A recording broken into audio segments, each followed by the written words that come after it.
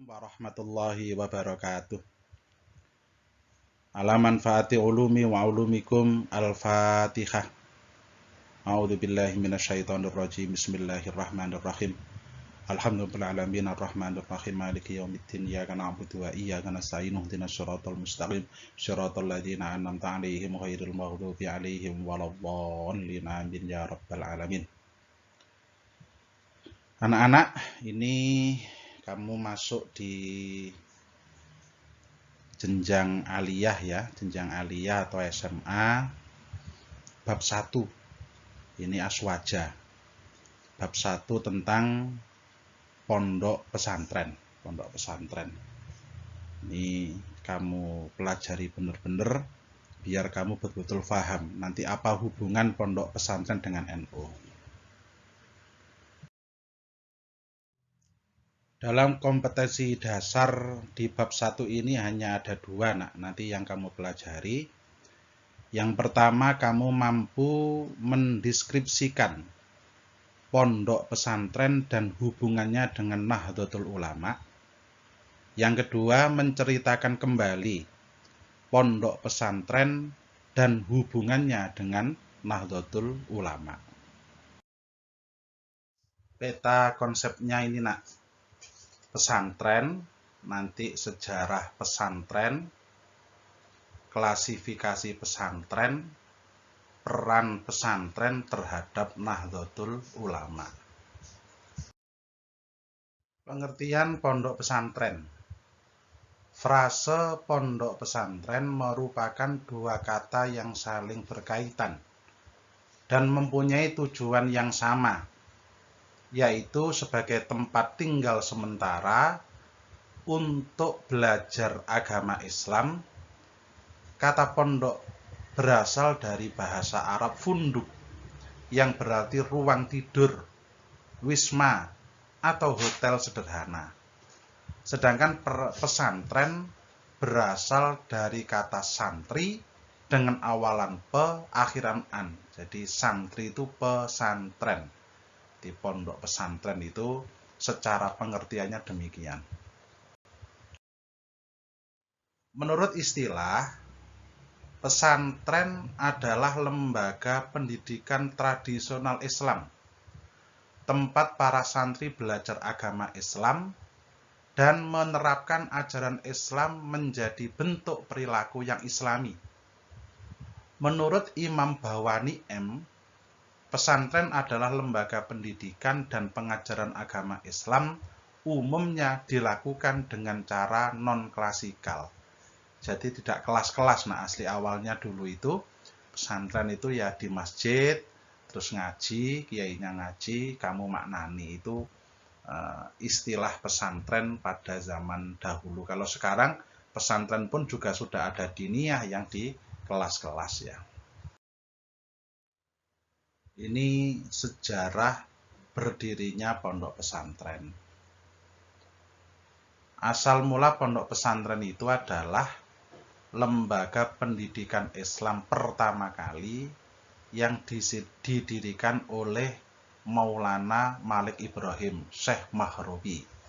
Itu yang kalau sekarang makamnya di Gresik kota itu Gresik kota itu.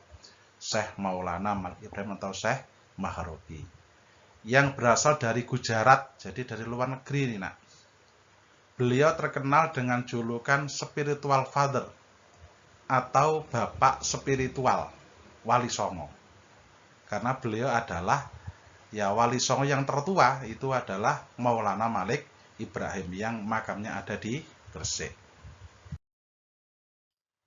Dasar dan tujuan didirikan pondok pesantren. Pondok pesantren sebagai lembaga pendidikan didirikan atas dasar tafaqquh fiddin, memperdalam agama, yaitu kepentingan umat Islam untuk memperdalam ilmu pengetahuan agama Islam. Dasar yang digunakan adalah firman Allah Subhanahu wa Ta'ala, surat At-Taubah ayat 122. Bisa hafal ya, kita baca bersama-sama saat ini nanti ya. A'udzu billahi minasyaitonir rajim. Bismillahirrahmanirrahim.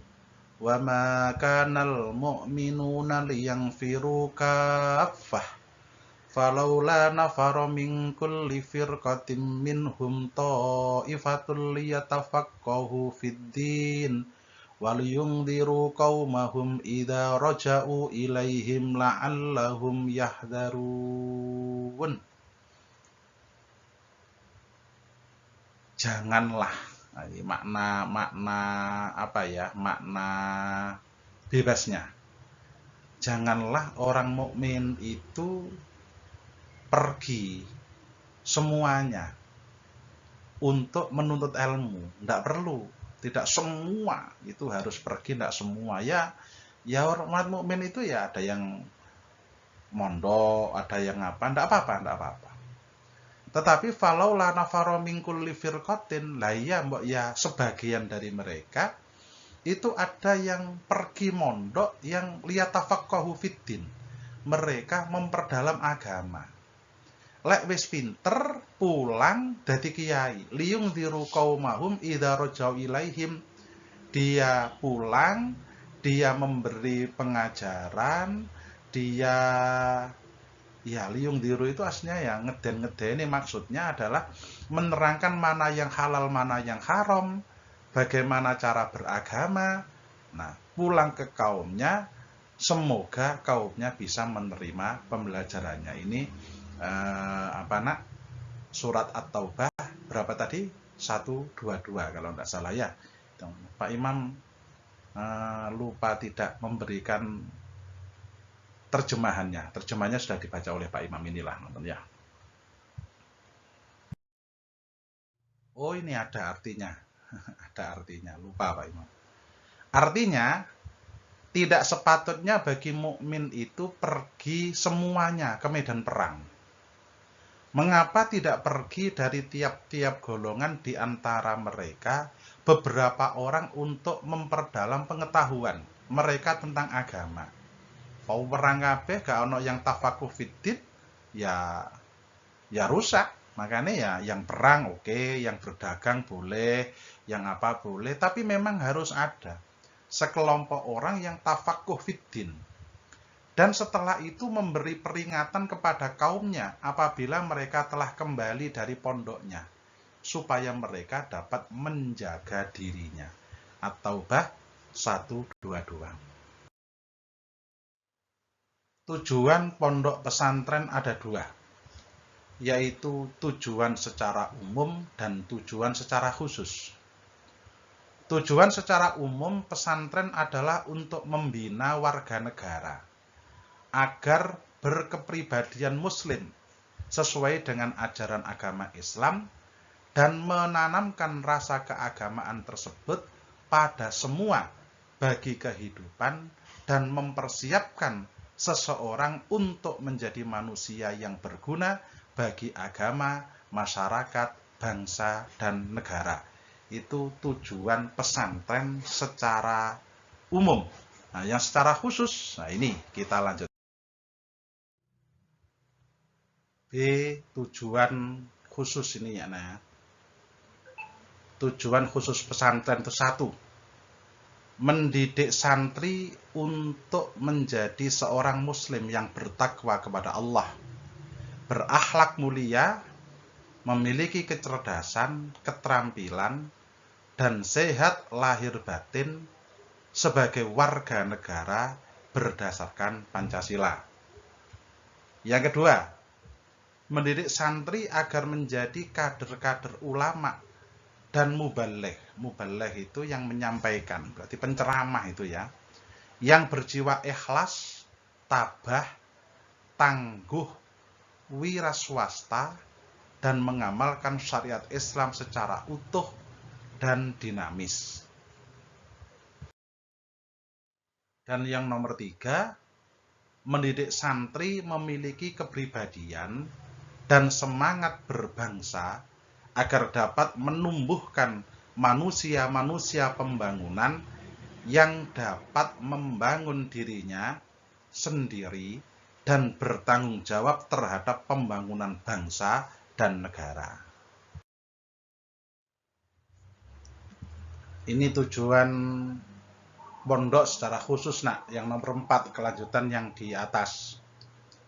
Mendidik santri agar menjadi tenaga-tenaga yang cakap dalam berbagai sektor pembangunan, khususnya pembangunan material spiritual.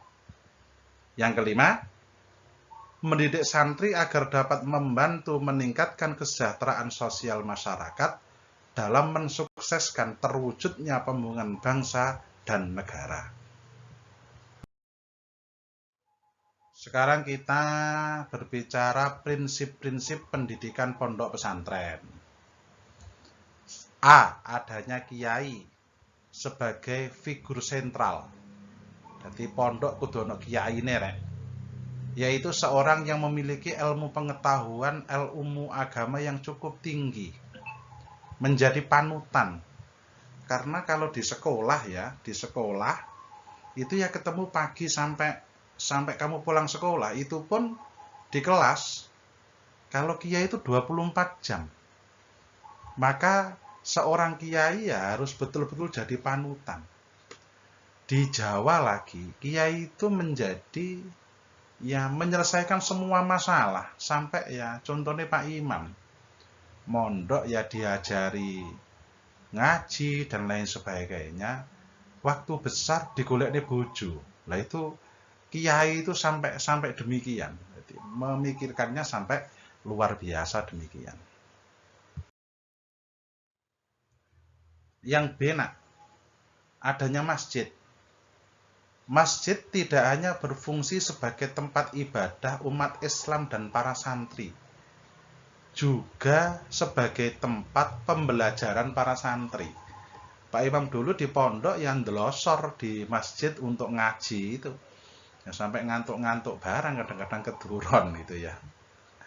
Yang C, pondok itu ada kiai, ada masjid, kudu ono santrine. Lagi gak ana santrine piye? Nah, santrinya itu ya sebagai siswanya di sana. Jadi wis ana kiyaine, enek masjide, terus ana santrine. Terus adanya asrama, nak, yaitu tempat santri melepaskan lelah. Jadi yang nginep di situ. Ya walaupun nanti ada namanya santri kalong. Santri kalong itu tetap ada. Berangkatnya sore, pulangnya pagi, itu santri kalong. Santri yang mukim ya pagi sampai pagi, terus pulangnya ya kalau liburan. Yang E, adanya kitab kuning atau kitab klasik yang menjadi sumber pembelajaran para santri. Iki wis pon apa jenenge kitabe tulisane cilik-cilik, gak ono harokate. Nah, ini harus bisa menjelaskan. Itu biasanya disebut dengan kitab kuning. Ini pertemuan kita pada bab pertama, pondok pesantren, tapi nanti akan ada 2 pertemuan di bab pesantren ini. Maka kita akhiri dulu pertemuan pertama ini, kita berdoa bersama. Diikuti Pak Imam bersama-sama ya. Bismillahirrahmanirrahim. Subhanakallahumma wa bihamdika asyhadu an la ilaha illa anta astaghfiruka wa atubu ilaik. Wassalamualaikum warahmatullahi wabarakatuh.